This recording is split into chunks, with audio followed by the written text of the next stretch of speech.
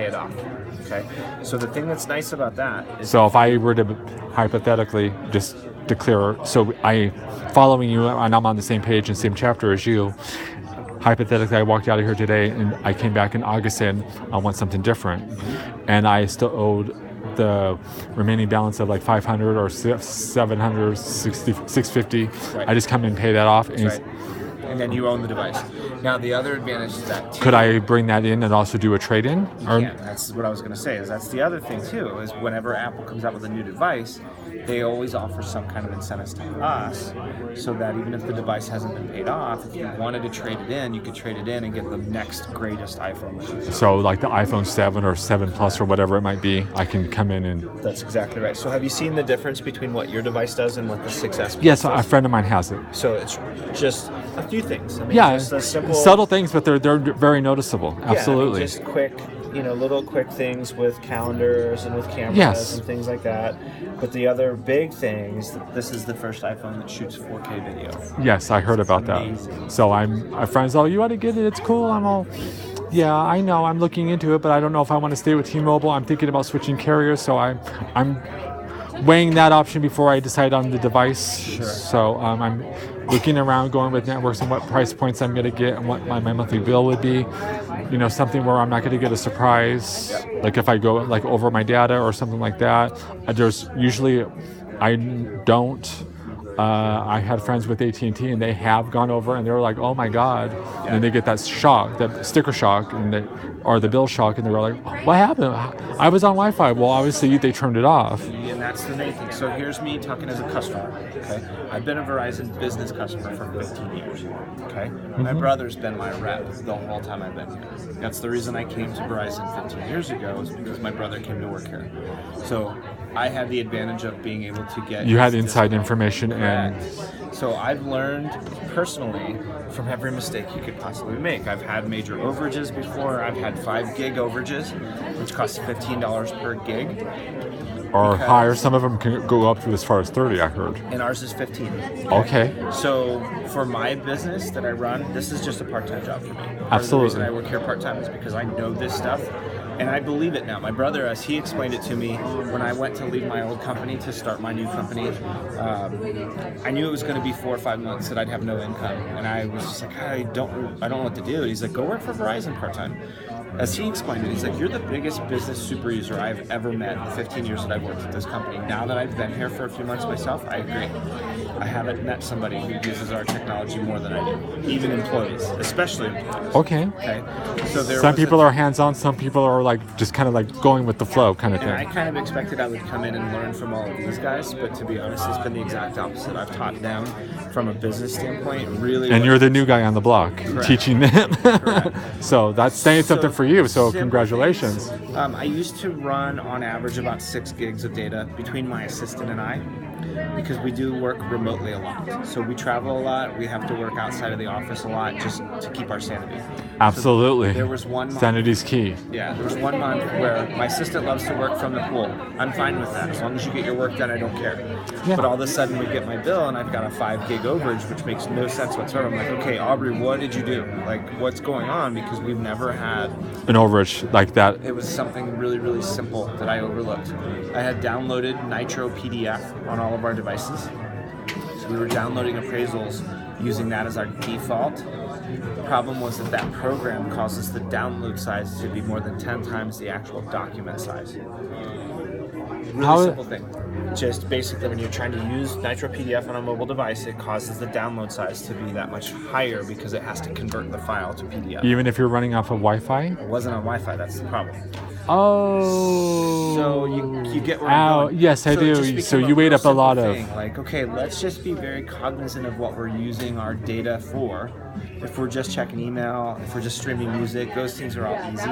Yeah. But if you're watching HD video and things like that, then it uses a ton of data. So we just became more aware of what we were doing when we were not on a Wi-Fi connection. And if you need to download a bunch of appraisals, great, come back to the Wi-Fi connection, download them all, then go back to the pool. Yeah, then you're free and clear. And if you think about it, where we are right here, we have, I think, 10 or more free Wi-Fi connections here in the store.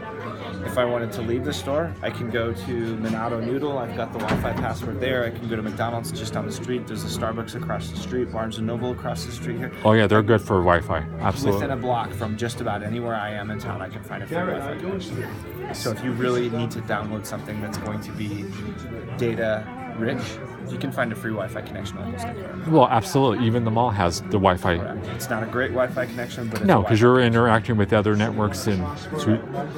But my point is, you can go just about anywhere and be within a block away from a free Wi-Fi. That's what I love about the technology today. Correct. So when you think about cost, I use more than 100 gigs of data per month easily, but I use less than 2 on average on my mobile network if I just pay attention. Well, I have free Wi-Fi in my office. I have Wi-Fi at home that I pay for. I have Wi-Fi here in the store, and I have Wi-Fi at all the restaurants that I generally go to when I want to do some work over lunch or have a meeting or whatever. Okay, I have a question. Now, when you on your device, does your device say that Wi-Fi can available on your device? And that's when you say it's. Mine probably gives me that alert right now. So I turned Wi-Fi off on my device when I got home. But if I go in and turn it back on, it'll instantly tell me that there's a Wi-Fi connection here.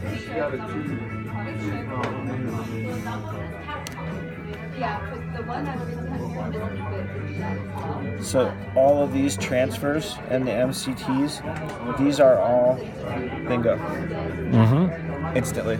So when I leave it on, as soon as I get about or whatever, you'll pick up their signal. That's right. It'll send me that alert telling me it's now connected to Wi-Fi. Yeah. I can surf as much as I want now. It's not going to cost me. So the only thing you're using at that point is just the battery life. That's right. And if you keep your car charger on you, you're free and clear. That's right. And mine has wireless charging. iPhones do not. Yeah, absolutely. Absolutely. That's why I'm thinking about maybe going back to Android. I'm weighing a lot of options right now. So let me speak to that because I came into this whole social experiment. Partly, I have a bunch of agendas. I've never hidden them. I wanted to get paid to demo all the devices that are out today, because when I have to upgrade devices, I have to do the whole suite of things. So it's a $5,000 deal. It's got tablets, phones for all of us. So it's a big deal. Absolutely. I'm 100% converted to Samsung, no question. iPhones are cool. Yes, they're cool. They're they get the job done, but there's always the next big thing, bigger, better, a little faster, zippier. And when it comes to phones specifically, I'm not talking about tablets or computers, but just phones, Samsung's got such a huge lead, there's no question. Oh, absolutely. I mean, their battery life, the camera is phenomenal. So these guys just caught up to the last generation Samsung Galaxy S6, and then the S7 came out, and the camera's like light years faster. Yeah, like blowing completely everything else out of the water. What they did was Samsung actually licensed the software from Canon's DSLR cameras. And they're top of the line. And they're the best. Yes. So especially in low light situations, our rep came in 2 weeks ago, I think, and demoed his because he had one already in hand before they even. Oh, lucky him! He turned off all the lights in our conference room with all of our staff in there. Took a photo with the Samsung Galaxy S7 and with an iPhone 6S that one of our staff members had, and just showed us right there. Like, oh my God! In a half a second, you can see. You can see the color quality, even with no lights on, with just the door just cracked just a little bit. That's phenomenal. So it's pretty awesome. How we doing, folks? We can share space here. We're all friends. Yeah. Come on in. So we have the Samsung's out. Just mixing.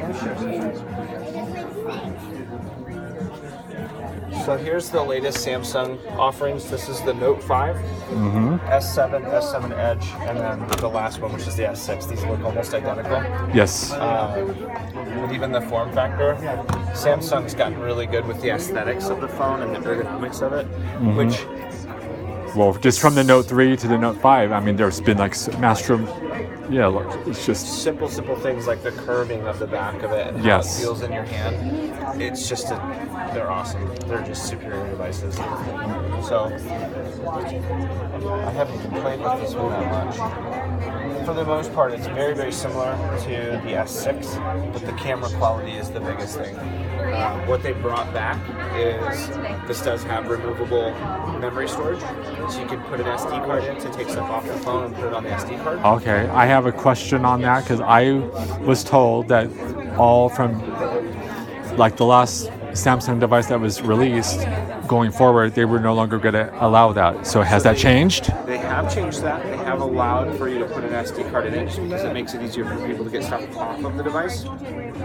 It's not recommended to run the device with the SD card in it though. Just use it to get stuff off of it because this phone is 7 times faster than an iPhone 6S. Okay. As soon as you put an SD card in it, it basically makes them run the exact same speed. That's how much speed degradation you get by dropping an SD card. Because the SD card doesn't have the ability to process at the speed that this Device itself does by itself. So this has an octa-core processor, so it has literally 8 different layers of processing happening at the same Versus time. So you can be running all kinds of stuff at the same time, and this thing is just lightning fast. and just keeps going. It handles whatever you can throw at it. I've tried to tax it with dozens of stuff running in the background, and it does not degrade the speed at all. So there's no lag. Not at all. And you can It's have instantaneous. So how many web pages do you think you can open on that without it like showing any sign? I mean, I've taxed it enough. You know, I tend to be. So you can have like 4 pages open and no issue. Doesn't. Here's a good example. I'll show you in real time because I'm horrible at this. I don't care for this device, to be honest. This is a Motorola Droid Turbo. It's Yes, fine, it works for what you need, but but oh my god, I've got a ton of stuff running in the background that's all the time. So this is the device that converted me over. That's the S5. okay. S6, S7. So there's 2 devices newer than that. I prefer that over this thing all day long. Okay. So we do have both colors. So as far as like a brand, you would recommend Samsung all the way. Okay. I would recommend them over any other phone. The only exception. What would be a secondary if you had no other choice? LG Like, V10. okay. That would be like the second option if you had no other. So the camera on this one is amazing as well. This is one of the only smartphones that actually gives you the ability to shoot in manual mode. So you can actually set the shutter speed and aperture and everything just like you can on a DSLR camera. Oh wow, that has that capability too. And the video that you can shoot with this